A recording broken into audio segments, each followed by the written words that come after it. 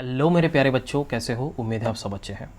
बच्चों, जैसे आपको मैंने प्रॉमिस करा था कि टॉप 10 क्वेश्चंस का एक सीरीज़ लेके आने वाला हूं, तो आज वो पहला लेसन है जिसमें हम लोग यूनिट्स एंड डायमेंशन के बारे में बात करेंगे। Units and measurement.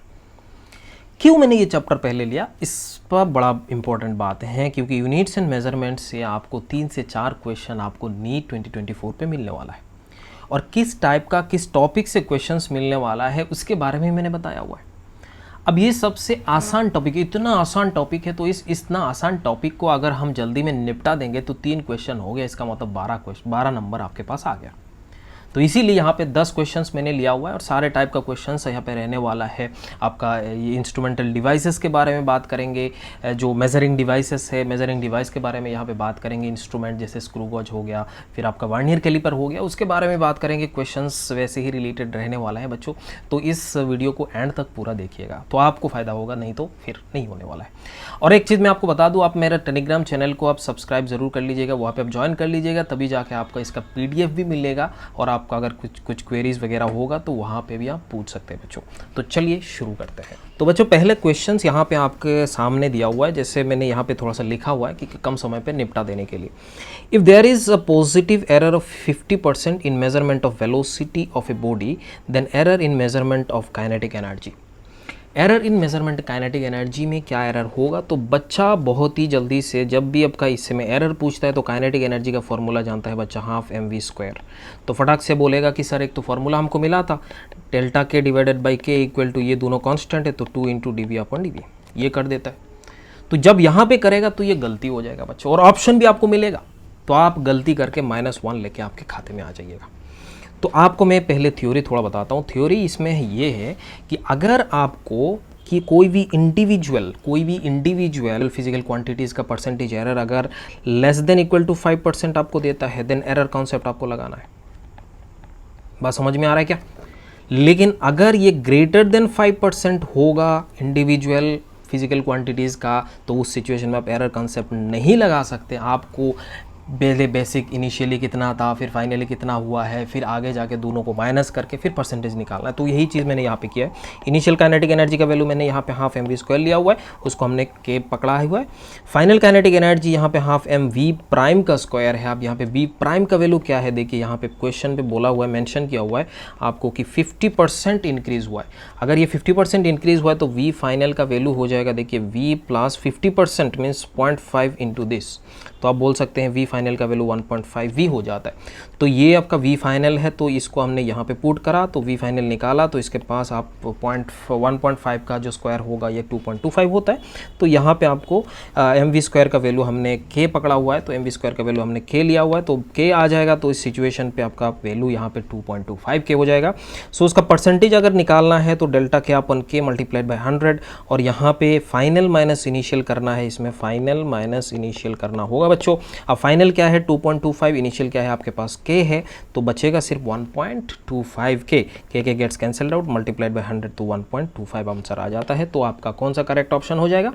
4 वाला करेक्ट ऑप्शन है। बात समझ में आ गया? तो वैसे ही करना है।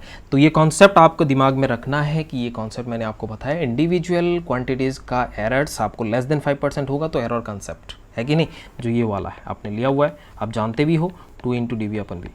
अगर ये वैल्यू यहाँ पे पुट करते हैं ना तो आपका ऑप्शन 3 आ जाता है, बट इट इज़ रॉन्ग। बात समझ में आ रहा है क्या? हाँ, आगे बढ़ते हैं। वर्नियर कैलिपर का एक क्वेश्चन है, यहाँ पे क्वेश्चन नंबर 2 दिया हुआ है। वर्नियर कैलिपर का यहाँ पे मेन स्केल जब रीडिंग लिया जा रहा है तो उस सिचुएशन में मेन स्केल का यहाँ पे रीडिंग दिया हुआ है, ये मेन स्केल का रीडिंग है, और आपको ये वर्नियर स्केल का दिया हुआ है। तो मेजरमेंट पे इस सिचुएशन आपके पास आया हुआ है। आपको मेन स्केल डिवीजन आपको दिया हुआ है, लिस्ट काउंट आपको दिया हुआ है, एरर दिया हुआ है, 0 एरर जिसको कहते हैं। अब आपको बोला true value of measurement in above experiment of vernier caliper क्या होने वाला है। तो सबसे पहली बात है, हम ये जानते हैं कि वर्नियर कैलिपर का जो आपका फॉर्मूला होता है, रीडिंग का वैल्यू आता है, वो R = main scale reading plus vernier caliper का वर्नियर स्केल का reading multiplied by LC minus error. तो ये आपका हो गया रीडिंग लेने का फॉर्मूला। अब यहाँ पे मेन स्केल रीडिंग निकालेंगे कैसे? तो सबसे पहले मेन स्केल रीडिंग निकालने के लिए आप देखिए वर्नियर कैलिपर, वर्नियर स्केल का जो 0 है वो मेन स्केल का कितने नंबर पे है। तो यहाँ पे आप ध्यान से देखिए, ये 3 के आसपास है, तो इसका मतलब आप यहाँ पे बोल सकते हैं ये 3 से जस्ट थोड़ा सा बड़ा हुआ है। तो आप बोलेंगे कि मेन स्केल का जो रीडिंग होगा वो आपके पास m का जो वैल्यू है वो आप क्या बोल सकते हैं, एम का वैल्यू है 3। बात समझ में आ रहा है, कितना डिवीजन है 3, तो एम का वैल्यू हो जाएगा 3 मिलीमीटर। अब वर्नियर स्केल का और मेन स्केल का एक ऐसा पॉइंट होगा जो पॉइंट यहाँ पे कोइंसाइड कर रहा है, तो यहाँ पे देख लीजिए कौन सा पॉइंट इससे कोइंसाइड कर रहा है, 1 2 3, तीसरा डिवीजन। तो वर्नियर स्केल का जो रीडिंग होगा वो कितना होगा, वो भी 3 हो जा रहा है। अब बाकी तो कहानी लिस्ट काउंट का दिया हुआ है, तो आप बोल सकते हैं मेन स्केल का वैल्यू आपके पास 3 है और वर्नियर स्केल का वैल्यू भी 3 है, मल्टीप्लाइड बाई एलसी का वैल्यू आपको दिया हुआ है, मतलब लिस्ट काउंट का वैल्यू आपको दिया हुआ है 0.01 मिलीमीटर, माइनस एरर को हमने माइनस करना होता है और फिर ये आपको वैल्यू मिल जाता है। बच्चों तो आपका कौन सा करेक्ट आंसर है, ऑप्शन 3 द करेक्ट आंसर। बात समझ में आ रहा है, तो फॉर्मूला दिमाग में रखना है, main scale reading plus vernier scale reading multiplied by LC मतलब लिस्ट काउंट माइनस एरर। अब यहाँ पे आपको एरर सिर्फ बोला है, पॉजिटिव नेगेटिव के बारे में कुछ नहीं बोला। अगर सिर्फ एरर बोलता है तो वो पॉजिटिव एरर मान लेना है, अगर नेगेटिव एरर बोलता तो वो साइन के साथ इसको पुट करना होता है बच्चों। ठीक है, बात समझ में आ गया, तो option 3 is the correct answer. ठीक है, नेक्स्ट क्वेश्चन। अब देखिए, if momentum p, acceleration a, time t are taken as fundamental units, then dimension of mass क्या होगा।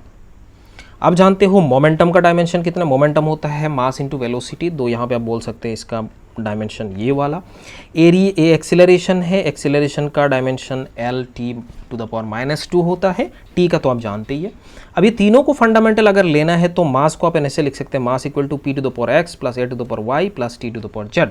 अब यहाँ पे मोमेंटम का, एक्सीलरेशन का एंड टाइम का, तीनों का डायमेंशंस यहाँ पे पुट करना है, तो m को हम थोड़ा सा रीअरेंज करके ऐसे लिख सकते हैं m1 L0 T0। मोमेंटम का आप यहाँ पे लिख सकते हैं mLT-1। बात समझ में आ रहा है, इसके पावर में x लिखना है, क्यों, क्योंकि आपको नहीं पता कि मोमेंटम का क्या डायमेंशन होने वाला है इसमें।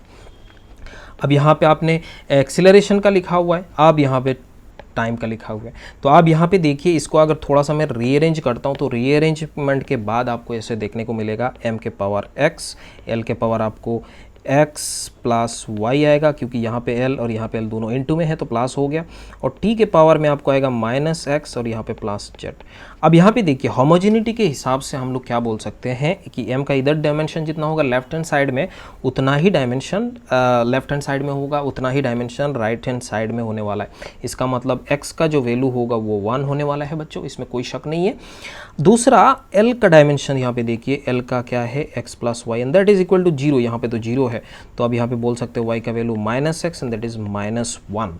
जेड का यहाँ पे देखिए -x प्लस जेड, और इसका t का डायमेंशन यहाँ पे तो 0 है, तो फटाक से अभी यहाँ पे 0 लगा दो और z का वैल्यू आपको आ जाएगा x, दैट इज आप बोल सकते हैं 1। अब यहाँ पे वैल्यू क्या हो जाएगा, y का पावर -1 में आ रहा है, तो इसका मतलब अगर आप m को लिखेंगे तो m को क्या लिखेंगे, m इक्वल टू p के पावर कितना हो जाएगा, देखो भाई x का पावर 1 आ रहा है तो p के पावर 1 है, a का पावर -1 है एंड t के पावर जो है वो 1 आने वाला है। तो बच्चों यहाँ पे कौन सा ऑप्शन करेक्ट होता है, तो ऑप्शन नंबर 1 इज करेक्ट। यहाँ पे देखिए ऑप्शन 1 करेक्ट हो रहा है। बात समझ में आ रहा है क्या, तो ऐसे भी आपको करना पड़ता है, लेकिन आपको उस सिचुएशन पे जो डायमेंशंस आपको यहाँ पे फंडामेंटल क्वांटिटीज़ देता है, तो फंडामेंटल क्वांटिटीज़ का डायमेंशंस आपको पता होना चाहिए। अगर आपको नहीं पता तो you have to calculate first and then proceed like this, ऐसे ही आपको आगे बढ़ना होता है। ठीक है, आगे बढ़े। हाँ, यहाँ पे देखिए बड़ा सुंदर तरीके से क्वेश्चन दिया हुआ है, मैच करना है लिस्ट 1 एंड 2 को। ऐसा टाइप का क्वेश्चंस आजकल ट्रेंडिंग में है, क्योंकि ऐसा टाइप का क्वेश्चंस आ रहा है, तो आपको इस हिसाब से मैंने यहाँ पे लिया हुआ है। जैसे पहले दिया हुआ है pressure, surface tension, density and coefficient of viscosity, ये चारों का किसके साथ मैच हो रहा है उसको चेक करना है। तो एक को पकड़ लेते हैं, प्रेशर। प्रेशर का क्या होता है, फोर्स डिवाइडेड बाय एरिया होता है। फोर्स का आप जानते हो क्या होता है, mLT-2 होता है फोर्स का, डिवाइडेड बाय आपको a आ रहा है तो उस हिसाब से इसका वैल्यू इतना हो जाएगा। या आपको दूसरा दिख रहा है आपका सरफेस टेंशन। सरफेस टेंशन हम जानते हैं फोर्स पर यूनिट लेंथ, ऐसा ही उसका फॉर्मूला होता है, तो आप यहाँ पे बोल सकते हैं फोर्स आपका लिख लिए, फोर्स का आप एक बार लिख लेते हैं क्योंकि फोर्स आ रहा है बार बार, तो यहाँ पे लिख सकते हैं mLT-2, ये आपका फोर्स का है। अब एरिया डिवाइड करेंगे तो L तो ऊपर चला जाएगा, है कि नहीं, तो उस हिसाब से देखिए L ऊपर है तो L यहाँ पे कैंसिल आउट हो जाएंगे, तो L के पावर 0 हो जाएगा, तो ये दोनों आपको निकल गया। नेक्स्ट आता है डेंसिटी। डेंसिटी का क्या होता है, मास इन डिवाइडेड बाय वॉल्यूम, तो मास तो m हो गया, वॉल्यूम तो आपका L³ है, तो वो नीचे है तो यहाँ पे ऐसे हो जाएगा। विस्कोसिटी का भी आप यहाँ पे निकाल सकते हैं। विस्कोसिटी में आपने शेयर स्ट्रेस इक्वल टू ये ऐसा करके आप निकाल सकते हैं। शेयर ऐसे फॉर्मूला आप जानते हैं, shear stress equal to viscosity dV/dx, ये आप जानते कि नहीं जानते? बिल्कुल जानते। तो यहाँ से आप इसको निकाल सकते हैं, बट यहाँ पे आप इससे भी निकालिए, फिर आप यहाँ पे मैच कर लीजिए एक बार, थोड़ा सा 1-2 मैच होने के बाद अपने आप हो जाता है। प्रेशर का देखो, पहले वाला ए होता है, ए का कहाँ पर होना है, ये वाला डायमेंशन कहाँ पर दिख रहा है आपको, ये आपको दिख रहा है ए, यहाँ पे देखो ये वाला दिख रहा है, तो ए का 4 हो रहा है, तो क्या हो गया आपको, ए का 4 पे जा रहा है, 4 नंबर पे। फिर बी का सरफेस टेंशन का कहाँ जा रहा है, L0 कहाँ पर हो रहा है, ये वाला, तो देखिए बी का आपको 3 नंबर पे जा रहा है। अब ये ऑप्शंस के साथ कुछ मैच हो रहा है क्या? बिल्कुल हो रहा है। देखिए ए का 4 एक ही में है सिर्फ, बात समझ में आ रहा है, तो ए का निकालने से काम हो जाता। एनीवे, तो ये अपना कहानी बन जाता है। बात समझ में आ रहा है? ऐसे ही आपको लिस्ट को मैच करना होता है बच्चों, है ना। आगे बढ़ते हैं। एक और क्वेश्चन आया हुआ है बच्चों स्क्रू गॉज के ऊपर, जैसे आपका इंस्ट्रूमेंट के ऊपर सवाल आया हुआ है, उसको थोड़ा सा देख लेना होता है। Screw gauge has least count आपको दिया हुआ है इतना वैल्यू, इसका लिस्ट काउंट आपको दिया हुआ है, and there is 100 division in circular scale. आपको पूछा पिच क्या है बच्चों, तो ये बहुत ही आसान है, आप ऐसे जानते हो, ऐसे फॉर्मूला मैंने लिखा हुआ है। लिस्ट काउंट जो है वो वैल्यू आपको गिवन है, और पिच का एक्चुअली वैल्यू निकालने से पहले आपको लिस्ट काउंट का वैल्यू जानना जरूरी है। लिस्ट काउंट का वैल्यू हमेशा होता है pitch divided by number of circular scale division. तो ये number of circular scale division मैंने यहाँ पे लिखा हुआ है, तो ये जरा सा देख लीजिए, pitch divided by number of circular scale division, और आपको लिस्ट काउंट तो दिया हुआ है, तो pitch equal to least count multiplied by number of circular scale division लिख लो, मल्टीप्लाई करो, और वहाँ पे आपका वैल्यू कितना आ जाएगा, 0.5 मिलीमीटर। तो ऑप्शन कौन सा करेक्ट हो रहा है? Option 2 is the correct answer. बस कहानी खत्म। अगर आपको screw gauge and vernier caliper के ऊपर अगर लेक्चर आपको चाहिए तो नीचे कमेंट करके जरूर बता दीजिएगा कि एक इसके ऊपर लेक्चर बनाना है, तो 2-4 और सवाल करा के मैं इसको समझाने का कोशिश करूंगा आपको, ठीक है ना भाइयों। आगे बढ़ते हैं। यहाँ पे असर्शन रीजनिंग क्वेश्चंस मैंने देखिए सारे टाइप का क्वेश्चंस लिया हुआ है, स्टेटमेंट का क्वेश्चन लिया हुआ है, असर्शन रीजनिंग का क्वेश्चन लिया हुआ है, मैच करना है, मैचिंग प्रॉब्लम्स भी, जैसे मैट्रिक्स प्रॉब्लम्स कहते हैं वैसा टाइप का क्वेश्चंस भी मैंने लिया हुआ है। सारे टाइप का क्वेश्चंस आपको यहाँ पे लेने का मैंने ट्राई करा हुआ है। तो देखिए गिवन बिलो 2 स्टेटमेंट्स यहाँ पे दिया हुआ है, असर्शन और दूसरा वाला आपको रीजन दिया हुआ है। तो पहले असर्शन देख लेते हैं। बोला है maximum possible error in reading is taken as least count of the measuring instrument. बिल्कुल सही बात है। मैक्सिमम एरर पॉसिबल एरर जो है वो हम लोग कौन सा लेना होता है मेजरिंग इंस्ट्रूमेंट का, तो जिसका जो लिस्ट काउंट होगा वही है, तो ये करेक्ट तो आपको दिख रहा है। दूसरा, error in measurement can not be greater than list count of the measuring instrument, ये थोड़ा सा गड़बड़ दिया हुआ है, तो ये रॉन्ग हो गया भैया। ये कौन सा है? ये आपका रॉन्ग है और ये आपका करेक्ट है, तो आपका ऑप्शन उस हिसाब से आप देख लीजिएगा। तीसरा ऑप्शन होता है option C is the correct answer, क्योंकि पहले वाला होता है कि दोनों करेक्ट है और पहले assertion is the correct reason और correct explanation of reason are, तो वो पहले वाला ऑप्शन होता है। दूसरे वाला होता है दोनों करेक्ट है बट दोनों रीज़न तो नहीं है, रीज़न उसका असर्शन का वही रीज़न नहीं होता है। और तीसरा होता है असर्शन करेक्ट है रीज़न गलत है, और चौथा ऑप्शन है असर्शन गलत है रीज़न करेक्ट है। तो यहाँ पे आपका कौन सा है? असर्शन करेक्ट दिख रहा है, रीज़न गलत दिख रहा है बच्चों, है ना। आगे बढ़ते हैं। नेक्स्ट आपका स्टेटमेंट ऐसे ही दिया हुआ है, 2 स्टेटमेंट है, उसको थोड़ा सा देख लेना होता है कि 2 physical quantities have same dimensions, having same dimensions may have different unit. अच्छा, ये तो बिल्कुल सही बात है। And shake and time, light year जो है बोथ मेजर टाइम, नहीं वो तो नहीं है, लाइट ईयर आपका डिस्टेंस का होता है बच्चों। ये अगर आपने नहीं जाना तो थोड़ा सा गड़बड़ है, लेकिन आपको जानना जरूरी था कि ये लाइट ईयर जो है वो एक्चुअली डिस्टेंस का यूनिट है। तो दूसरा वाला ऑप्शन तो करेक्ट हो ही जाता है, तो स्टेटमेंट 1 इज़ करेक्ट और आपका ये वाला गलत हो गया, स्टेटमेंट 2 इज़ गलत। तो इसका मतलब इसका ऑप्शन 2 जो है वो करेक्ट आपको नज़र आ रहा है। बात समझ में आ रहा है? ऑप्शन 2 करेक्ट है। बात समझ में आ गया? आगे बढ़ते हैं। एक और मैचिंग प्रॉब्लम्स दिया हुआ है, देखिए मैचिंग प्रॉब्लम में match the quantities having same dimensions column 1 and column 2, इसमें सेम डायमेंशन आपको किस किस का है उसको चेक करना है। यहाँ पे आपको स्ट्रेस दिया हुआ है, strain, modulus of elasticity, torque, फिर आपका प्रेशर, एनर्जी डेंसिटी, एंगल, ये आपको दिया हुआ है। एक चीज़ मैं आपको बता दूँ, ये स्ट्रेन और ये एंगल का डायमेंशन सेम होता है बच्चों, दोनों डायमेंशन लेस है। क्यों? क्योंकि strain delta L upon L होता है और एंगल जो होता है वो arc length divided by radius, तो दोनों लेंथ का ही है, तो ये दोनों डायमेंशन लेस होते हैं, ये दोनों डायमेंशन लेस है बच्चों, ये दोनों का तो पक्का करेक्ट होने वाला है। तो बी का इसमें हो ही रहा है, क्या हो रहा है आपका आर हो रहा है, तो बी का आर कौन सा ऑप्शन है भाई साहब? एक ही दिख रहा है ऑप्शन तो करेक्ट हो ही गया। एनीवे, फिर दोबारा ट्राई करते हैं कि एक और 2 देख लेते हैं, है ना। कभी ये हो सकता है, अच्छा ऐसा हो सकता है क्या, कन्फ्यूजन में क्रिएट हो जाता है, तो एक और देख लेते हैं। स्ट्रेस का क्या होता है, स्ट्रेस का आप जानते हैं फोर्स डिवाइडेड बाई एरिया होता है, और ये प्रेशर का भी फोर्स डिवाइडेड बाई एरिया होता है। तो यहाँ पे देखिए मैंने स्ट्रेस लिखा हुआ है, फोर्स डिवाइडेड बाई ए, उसका डायमेंशन इतना दिया हुआ है, स्ट्रेन का लिया हुआ है, प्रेशर का भी लिया हुआ है, फोर्स डिवाइडेड बाई ए, दोनों का सेम दिख रहा है। अच्छा और कुछ का सेम हो रहा है कि यहाँ पे दो दो दिख रहा है सेम, है ना, तो ए का खाली ये नहीं है, इसका प्रेशर का तो है, और साथ में एक और हो सकता है क्यू का, जैसे एनर्जी डेंसिटी होता है। Energy density means energy divided by volume होता है। एनर्जी को क्या लिख सकते हैं, एफ इंटू एल लिख सकते हैं। एफ इंटू एल मीन्स आप फोर्स इंटू डिस्प्लेसमेंट होता है, तो यहाँ पे आप बोल सकते हैं ये डी डी, और वॉल्यूम को क्या लिख सकते हैं, ए इंटू एल, तो एक एल कैंसिल आउट हो जाता है, फोर्स डिवाइडेड बाई एरिया का ही डायमेंशन बचता हुआ है। तो इसका मतलब आप यहाँ पे देख सकते हैं स्ट्रेस और प्रेशर और एनर्जी डेंसिटी इनका भी करेक्ट होता है। तो आप बोल सकते हैं पी क्यू और ये दो तो करेक्ट हो ही गया। अगर आप चेक करना चाहते हैं एक और चेक कर लीजिए, जैसे टॉर्क का भी देख लो। टॉर्क का क्या होता है, टॉर्क हम लोग जानते हैं फोर्स इंटू परपेंडिकुलर डिस्टेंस। क्या जानते हैं, फोर्स इंटू परपेंडिकुलर डिस्टेंस। अगर फोर्स इंटू परपेंडिकुलर डिस्टेंस हो रहा है तो वो एनर्जी का भी तो है, फोर्स इंटू डिस्टेंस। बात समझ में आ रहा है क्या, एनर्जी एंड वर्क दोनों सेम होता है, तो दोनों को अपन यहाँ पे बोल सकते हैं डी और एस सेम है। तो यहाँ पे तो तीनों दिख रहा है। एंड सी का भी आप देख सकते हैं, ये जो सी है, सी का भी आप देख सकते हैं, सी तो मॉडुलस ऑफ इलास्टिसिटी होता है।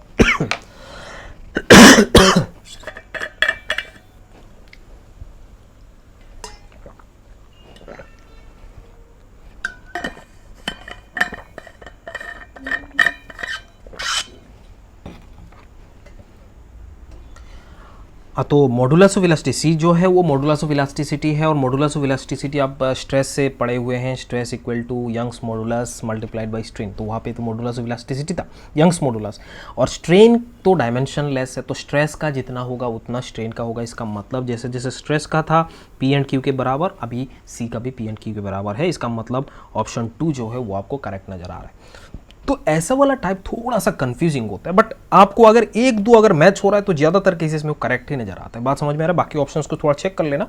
यहाँ पे आर सिर्फ दिया हुआ तो वो बोल के मैं करेक्ट कर सकता था, बट आपको थोड़ा समझाने के लिए मैंने थोड़ा सा लंबा खींचा। अब मान लीजिए मैंने यहाँ पे ये ले लेता पी ए और पी ए का निकाल लेता, तो ये ऑप्शन तो करेक्ट दिख रहा था।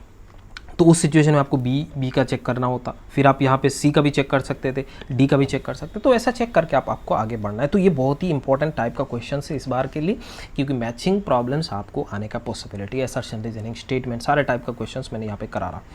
नेक्स्ट एक और क्वेश्चन है, जैसे देखिए यहाँ पे which of the following 5 physical quantities have same dimensions same होना है। अभी लास्ट सवाल में भी हमने देखा हुआ है एनर्जी डेंसिटी का, और आप यहाँ पे बोल सकते हैं यंग्स मॉडुलस का सेम होता है कि नहीं। तो बाकी ऑप्शन को यहाँ पे देखिए, जैसे डाइलेक्ट्रिक कांस्टेंट वो भी डायमेंशन लेस होता है, वो डायमेंशन लेस है कि नहीं। तो आप जानते हो यहाँ पे एक्सटर्नल ये डिवाइडेड बाई आपका नेट डिवाइडेड बाई एक्सटर्नल होता है, सॉरी यहाँ पे क्या होता है, नेट जो होता है वो क्या होता है, एप्स जो कोई भी के equal multi divided by this one होता है ना, है तेरी। सो डाइलेक्ट्रिक कांस्टेंट जो है वो डायमेंशन लेस होता है, रिफ्रैक्टिव इंडेक्स जो है वो भी डायमेंशन लेस होता है। तो आप बोल सकते हैं बी सी करेक्ट है, सेम है, ए और डी करेक्ट है। और मैग्नेटिक फील्ड वाले का ऑप्शन यहाँ पे दिख रहा है कि नहीं, ये चेक कर सकते हैं। ए और ये तो नहीं हो रहा, ई के साथ नहीं है, बी और डी नहीं हो रहा है। यहाँ पे आपको सी और ई का मैग्नेटिक फील्ड का भी आप यहाँ पे निकाल सकते हैं। मैग्नेटिक फील्ड का वैल्यू क्या हो सकता है, जैसे आप बोल सकते हैं क्यू वी यहाँ से आप निकाल सकते हैं ना, बट दोनों का डायमेंशन सेम नहीं है, तो ये भी करेक्ट नहीं है। तो आप ऑप्शन दिख रहा है आपका 4 नंबर करेक्ट हो रहा है। बात समझ में आ रहा है, तो पहला ऑप्शन आप यहाँ पे देख लो, करेक्ट है। बात समझ में आ गया क्या। एक और सवाल है यहाँ पे देखिए, थोड़ा सा एरर का क्वेश्चन है। एरर से क्वेश्चन आपको पूछेगा, डेफिनेटली एरर से dimension analysis, matching, assertion, reasoning सब कुछ देखना है बच्चों, गड़बड़ नहीं करना है पूरा। In an experiment the value of 2 resistances wire आपको मेजर किया हुआ है, R1 का वैल्यू इतना दिया हुआ है एंड R2 का वैल्यू इतना दिया हुआ है। There combined resistance in series combination में हम लोग जानते हैं R इक्विवेलेंट का वैल्यू R1 + R2 होता है, बट यहाँ पे एरर से मेज़र करना होता है। तो पहले तो बात है, हम लोग जानते हैं एरर जो है वो प्रोपागेट होता है। तो ये तो आपका जो एरर नहीं है, मेजरिंग वैल्यूज़ है वो दोनों को ऐड करके यहाँ पे पुट कर सकते हैं। तो R = R1 + R2 that is 15, ये तो बात चल गया। लेकिन एरर जो है वो प्रोपागेट होता है, तो हम बोल सकते हैं नेट एरर जो होगा वो इसका एरर प्लस इसका एरर, R1 का एरर प्लस R2 का एरर, ये दोनों को ऐड करके लिखना होता है। तो यहाँ पे 0.3 हो रहा है। तो हमने देखा यहाँ पे R का जो वैल्यू है वो क्या हो गया, 5 ± 0.3 ओम होगा। बट यहाँ पे एक इंपॉर्टेंट बात है, यहाँ पे तो कोई ऑप्शन दिख ही नहीं रहे, तो गलत है। या फिर आपका दिमाग में ऐसा कभी मतलब जल्दबाजी में कर रहे होते तो ऑप्शन 4 आप करेक्ट करके आ जाते, क्योंकि आपको 3 दिख गया, परसेंटेज पीछे लिखा वो देखा ही नहीं आपने। तो यहाँ पे आपको एक्चुअली परसेंटेज में दिया हुआ है, पॉइंट में तो करेक्ट हो नहीं रहा है, ये दोनों करेक्ट नहीं है। इसका मतलब परसेंटेज वाला करेक्ट हो सकता है। परसेंटेज में आप क्या देखना है, इसमें आर का एरर जो है वो आर के कितना परसेंटेज में है वो चेक करना है। तो देखिए आर का एरर 0.3 है, डिवाइडेड बाई 15 है, मल्टीप्लाइड बाई 100 है। सो यहाँ पे इसको 30 हो जाता है, divided by 15 that is 2, match 2% है। तो ऑप्शन कौन सा करेक्ट होगा भाई साहब, ये तो गलती करके आएंगे तब होगा। आपका आंसर ये वाला है। बात समझ में आ गया, करेक्ट हो गया। हाँ ये तो यहाँ पे 3 देखते ही, यहाँ पे 3 था, 3 देखते ही करने का नहीं, क्योंकि ये परसेंटेज में लिखा हुआ है बच्चों। ये बच्चों इस चैप्टर का खत्म होता है। यहाँ पे 10 सवाल हो गया है आपका, है ना। तो ये 10 सवाल आपको मैंने चुन चुन के करा है कि ऐसे टॉपिक से ही आपको ऐसा ही क्वेश्चन आपको मिलेगा। मैं नहीं बोल रहा हूँ कि एग्जैक्टली वही क्वेश्चन आ जाए, थोड़ा इधर उधर हो सकता है, बट ऐसा टाइप का क्वेश्चन मिलेगा। असर्शन, रीजनिंग, स्टेटमेंट, मैचिंग, फिर error analysis, screw gauge and vernier caliper. इस टॉपिक में अगर जैसे यूनिट्स एंड मेजरमेंट में अगर screw gauge and vernier caliper के ऊपर अगर आप लेक्चर देखना चाहते हैं तो आप नीचे कमेंट जरूर कर लीजिएगा, मैं कम्युनिटी पोस्ट में भी डाल दूंगा। नेक्स्ट वीडियो किस पे बनाना है, क्योंकि मेरे तो वैसे ही शेड्यूल किया हुआ है, नेक्स्ट वीडियो में थर्मल फिजिक्स में बनाने वाला हूँ बच्चों। मिलते हैं अगले वीडियो में।